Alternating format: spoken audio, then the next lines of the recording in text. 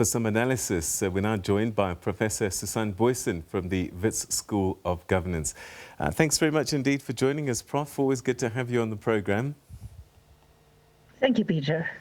What's your reaction to the Constitutional Court judgment today? Well, it is certainly most of the politically important rulings of the year, if not of the last 5 years or so, because it really does several things. It upholds the Constitution as the ultimate set of values, and that when the Constitution says 5 years plus those 90-day cycles for elections to be held, that those will be valid.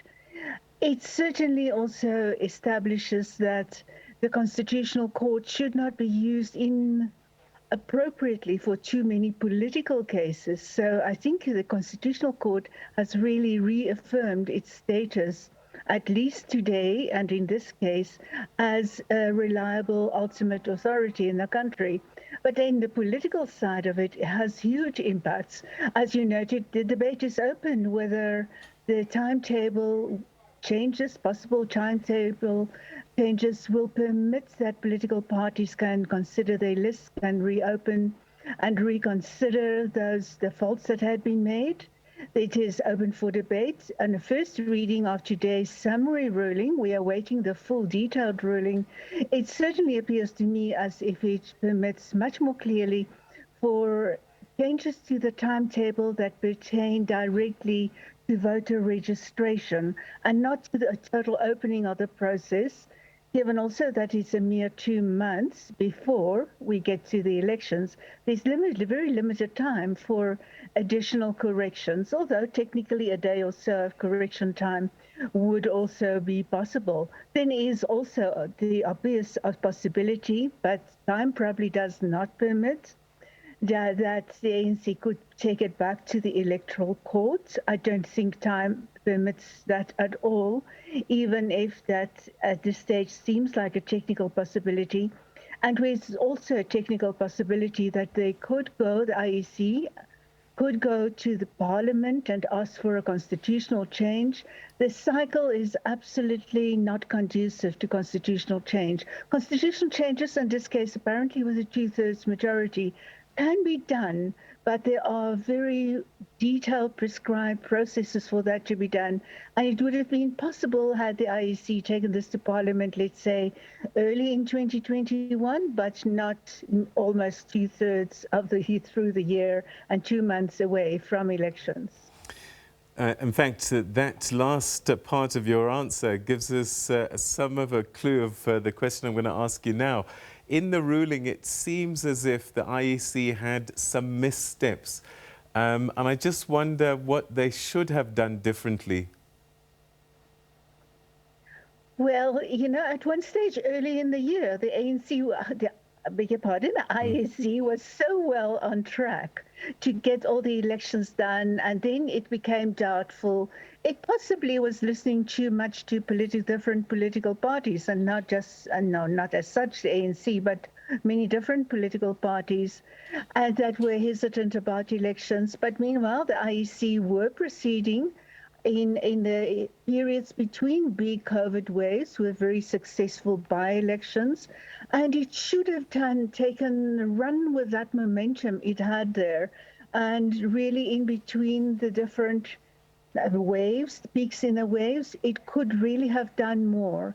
And I think it became hesitant when more political parties started resisting elections, and then it appointed the Moseneke Commission, which did essentially good work, but its work was also overruled. And I think the IEC got to rely too much on the Moseneke verdict and trusted too blindly that type of verdict, given it's a justice of good repute that did that, and it was a thorough hearing and report.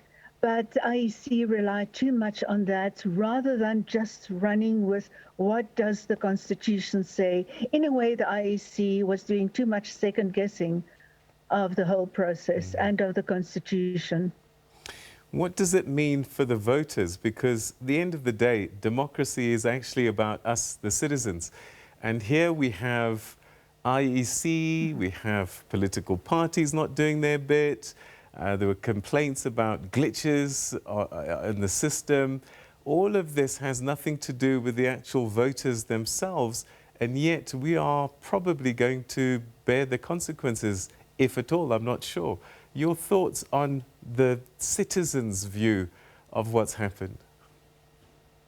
Yes, indeed. You know, so many political parties and their disasters and their missteps, and the IEC in not playing its role full out, have impacted on voters' rights to vote for a party of choice.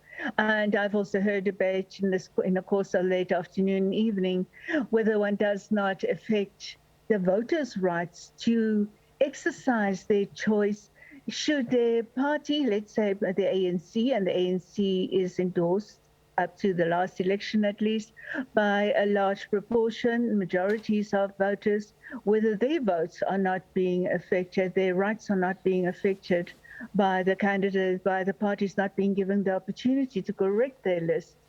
That is certainly one argument that can be taken forward, but then it is still in a minority of cases, wards, that those candidates and councils, that those candidates will not be running. And it's arguably not the task of the courts to take care of the mishaps of the political parties. If the laws were right, all the opportunities to do things right were there. It's an interesting question whether the Constitutional Court or the courts and law in general might have a responsibility to protect the voters against their parties. But I think it is always a balance of forces here, and most of the voters will have the best possible opportunity in this case to exercise their vote.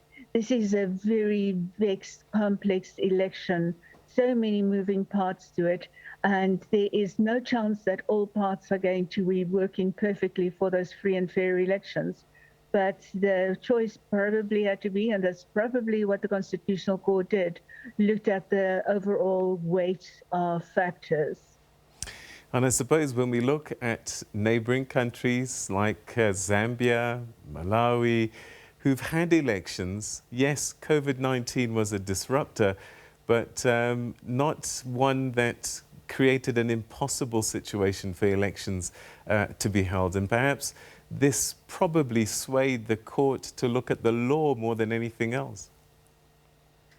Yes, indeed. Indeed. Elections in many parts of the world have been proceeding despite the COVID curse pandemic. And I think the IEC in South Africa was too aware, too under the influence of the earlier thrust of the pandemic, where there was greater public panic and a bigger responsibility assumed to be carried by the electoral authorities.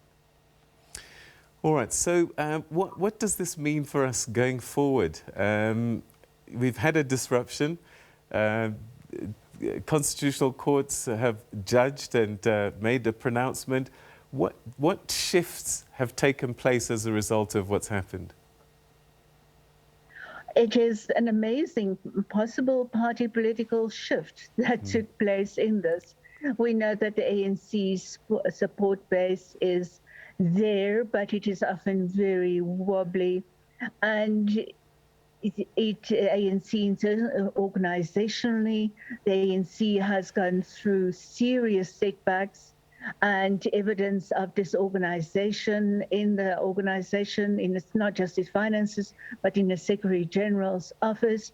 Those reports are running furiously through the political body of South Africa.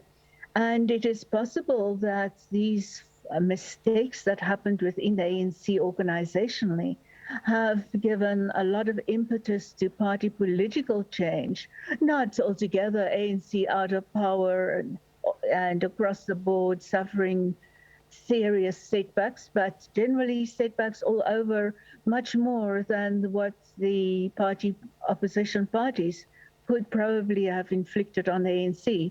And going forward, we know it's very difficult for political parties once they have lost some footholds whether it's just in terms of majority or overall in terms of participation in the council, it's very difficult to regain full momentum.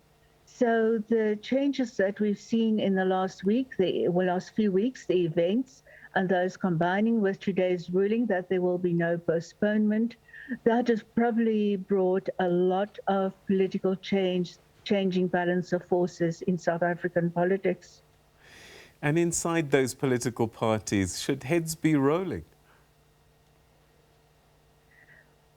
You know, it is difficult to pinpoint in big political parties exactly which heads should be rolling.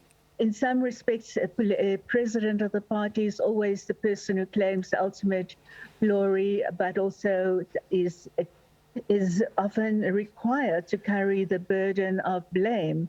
But then we know once one looks inside those political parties, the chaos apparently left behind in Ace Magashule, now suspended ANC Secretary General's office, and in operations in the provinces and in the branches, where branches are hugely divided.